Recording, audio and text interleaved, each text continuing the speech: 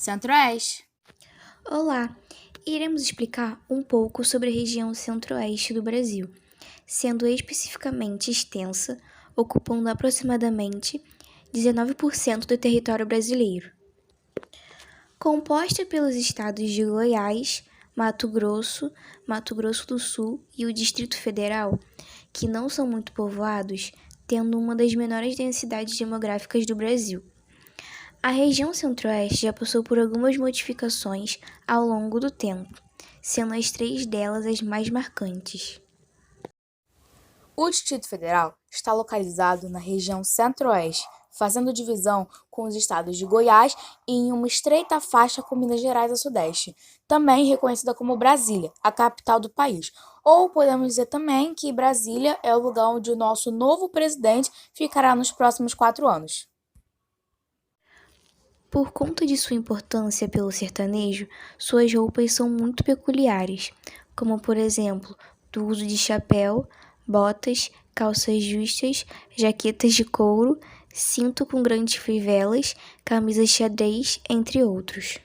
Pode até não acreditar, mas existem danças típicas no centro-oeste como catira ou cateretê, chupim, irandinha ou sarandi, chicote e carreirinho, entre outros.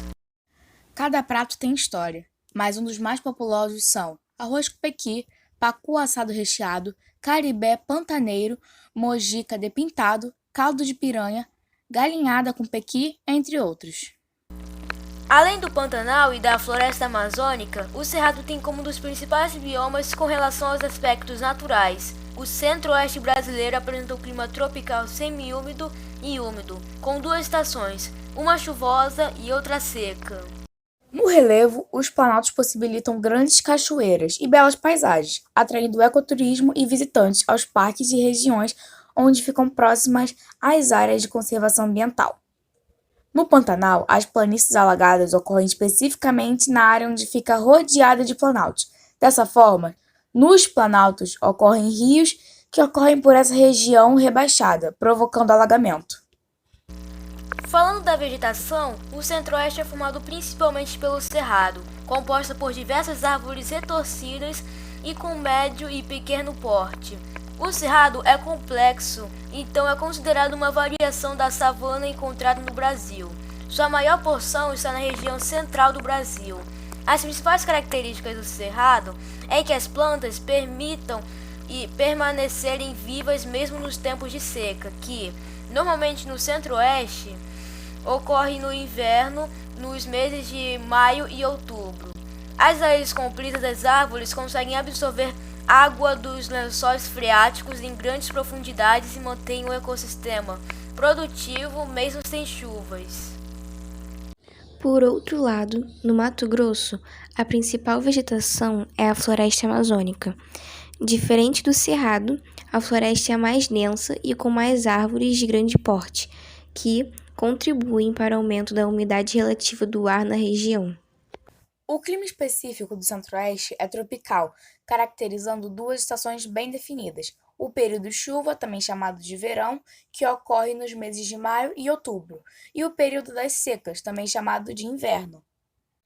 O solo profundo e permeável estoca as águas da chuva em seus grandes reservatórios subterrâneos, permitindo não só a sobrevivência do cerrado, como também o abastecimento das bacias hidrográficas do país.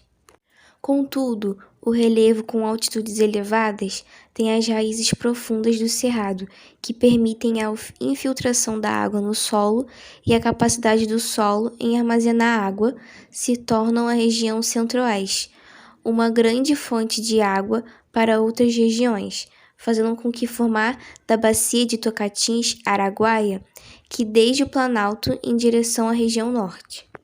A biodiversidade do Cerrado é considerada uma das maiores do mundo. No Brasil, a quantidade de espécies vegetais e animais alcança 30% de toda a biodiversidade do país. A população da região centro-oeste começou a ser formada há milhares de anos. Assim, os pré-históricos ocupavam a região há 10 ou há 12 mil anos. Com a chegada dos portugueses no Brasil, houve muitas modificações na região. Ainda no século XVI, os portugueses escravizaram os indígenas no litoral, fazendo com que muitos fugissem para o interior. Alguns deles até chegaram no centro-oeste, mas o que foi isso que causou intrigas entre tribos. Os portugueses financiaram as bandeiras por causa de seus objetivos de caçar. Os indígenas foragidos e alguns fazendeiros financiaram as entradas. Uma curiosidade é que as bandeiras das entradas eram expedições que tinham o objetivo de explorar o interior das terras portuguesas na América, capturando e escravizando indígenas. No século XVII, os bandeirantes não buscavam só os indígenas, mas também os quilombos e riquezas minerais do território. Hoje em dia, existem quilombos no centro-oeste, porém, o maior território quilombola atualmente no Brasil, localizado entre os municípios de Cavalcante, Monte Alegre e Terezinha, em Goiás. As ações controversas dos bandeirantes resultaram com a fundação de vilas que hoje são cidades grandes, como Cuiabá, no Mato Grosso, e a cidade de Goiás, a antiga capital do estado. A exploração do ouro também foi responsável pela chegada de africanos escravizados, que ao se encontrarem com outros povos já presentes no território, geraram descendentes miscigenados.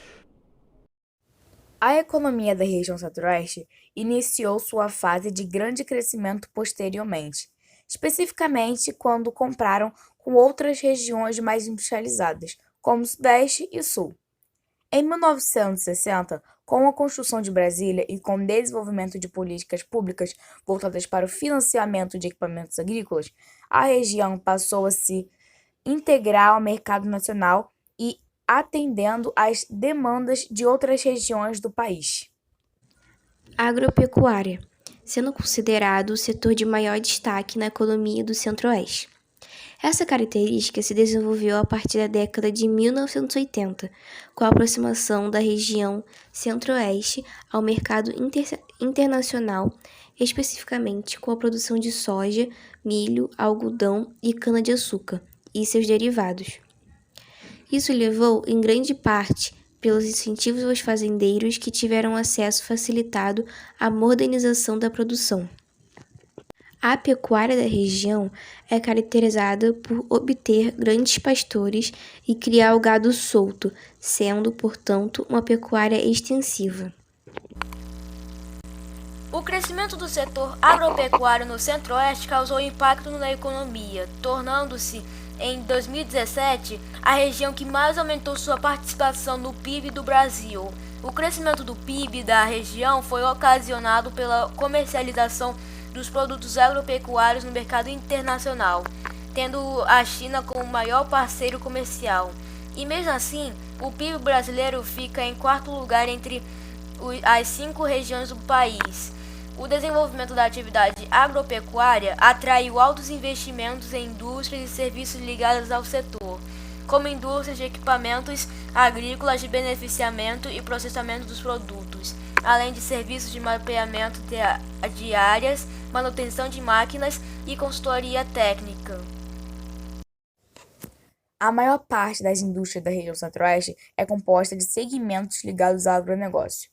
O surgimento desse setor da região criou uma rede entre cidades, industriais de remédios, portos e áreas de produção agropecuárias, sendo essa chamada de complexo agroindustrial, que fortalece a economia da região e gera uma autossuficiência entre produção agrícola, produção de insumos e transformação dos produtos agropecuários de boa qualidade para serem vendidos em mercados nacionais e internacionais. Sobre o Centro-Oeste, o mais importante da região está ligado à extensão mineral e vegetal. O destaque no setor de serviços da região é o turismo.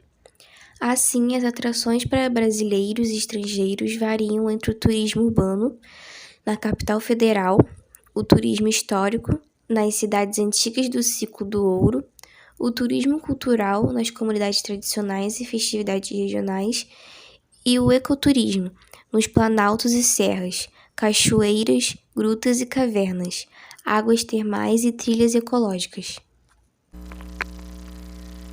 As atividades turísticas, além de promover visibilidade para o Centro-Oeste, também permitem que o engajamento econômico das comunidades tradicionais conheçam muito bem a região e, com a devida capacitação, podem atender o público, contribuindo para a conscientização da preservação dos recursos históricos, culturais e naturais, que se tornariam as maiores riquezas da região.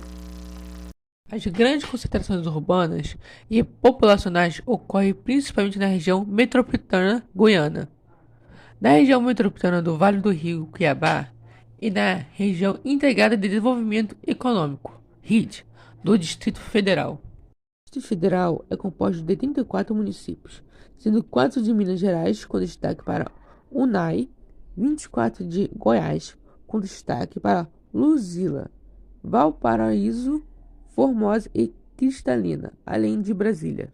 A monocultura da soja e a plantação de pasto ameaçam os ecossistemas do Cerrado, do Pantanal e da Floresta Amazônica, gerando desmatamento de diversas áreas, provocando queima, degradando do solo, poluindo lençóis freáticos e rios, alterando o regime de chuvas da região.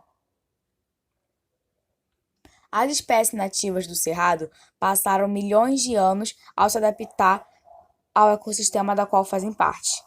Já a vegetação ajuda a controlar a quantidade de água dos lençóis freáticos, os nutrientes do solo, a quantidade de umidade de água e da chuva.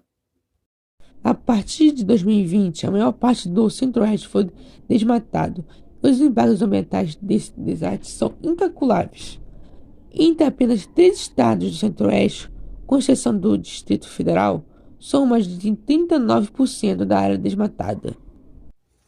Um outro problema ambiental urbano é a coleta de lixo ineficaz, que muitas vezes é feita de maneira não seletiva, misturando resíduos orgânicos com materiais recicláveis.